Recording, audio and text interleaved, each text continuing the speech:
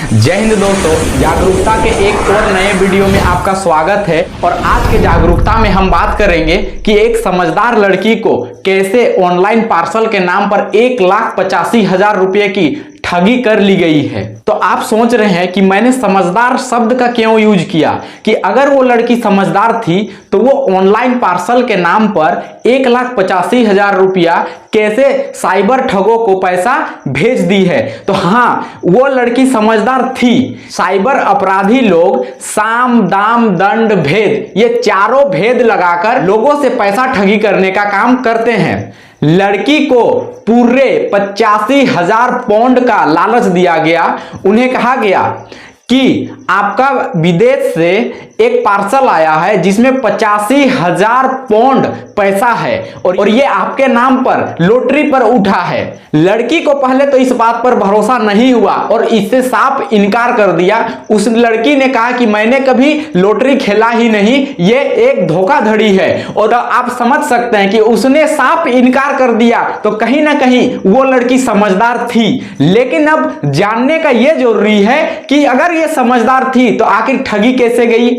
तो हाँ दोस्तों, तो ये जानना आपके लिए बहुत जरूरी है। जैसे मैंने आपको बताया साम दाम दंड भेद, तो उसको दंड का डर दिया गया। कैसे डर दिया गया? आपके खिलाफ एफआईआर दर्ज किया जाएगा, आप पर केस किया जाएगा, ये बोलकर उसे डराया गया कि अगर आप विदेश से कोई पार्सल मंगाते हैं तो विदेश नीति के हिसाब से आपको वो पार्सल लेना ही होगा, नहीं तो आपको जेल जाना पड़ेगा। तो आप समझ सकते हैं, लड़की समझदार थी लेकिन उसको डराया गया, ब्लैकमेल किया गया विदेश से आया हुआ पार्सल के नाम पर। और लड़की कहीं ना कहीं ये किसी से शेयर किए बिना पैसा यहां से वहां से इकट्ठा कर पैसा भेज दी। फिर क्या हुआ? फिर दोबारा 30,000 रुपए का पैसा का मांग किया गया। तब लड़की समझ गई कि मैं ठगी का शिकार हो चुकी हूं। तब जाकर उसने मामला मांडर थाना में दर्ज कराया है। तो दोस्तों, यह बहुत दुखद घटना है कि हमारे भारत में रोज कहीं ना कहीं किसी न किसी को ठगी का शिकार बनाया जा रहा है। और अब मैं आपको बताता हूं कि 85,000 पाउंड होते कितने हैं।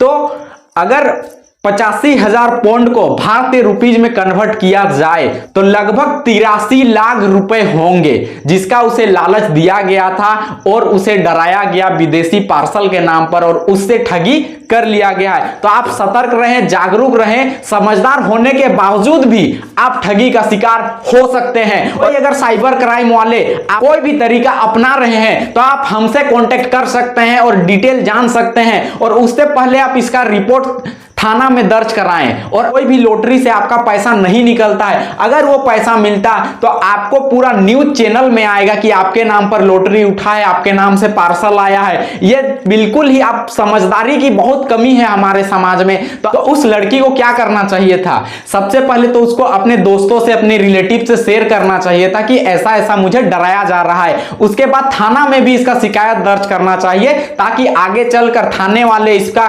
कार्रवाई करते हैं और आगे चलकर कोई भी ऐसा ठगी का शिकार कोई भी नहीं होता। तो दोस्तों, कहीं ना कहीं हमारे देश में, हमारे समाज में जागरूकता की बहुत कमी है। तो हम सब मिलकर एक जागरूक समाज का निर्माण करें जहां कोई भी धोखाधड़ी का शिकार ना हो। तो आइए आप मेरा सपोर्ट करें। आपका एक सपोर्ट किसी को धोखाधड़ी होने से बचा सकता है। तो आप इस वीडियो को हर एक कोने तक पहुंचाइए, हर एक रिलेटिव और हर एक दोस्त को भेजिए ताकि आगे चलकर कोई भी आपका रिलेटिव या दोस्त ऐसा धोखाधड़ी का शिकार ना हो। जय हिंद। और आप हमारे साथ बने रहें ताकि ऐसे ही हम आपके लिए आगे चलकर जागरूकता का वीडियो लाते रहें।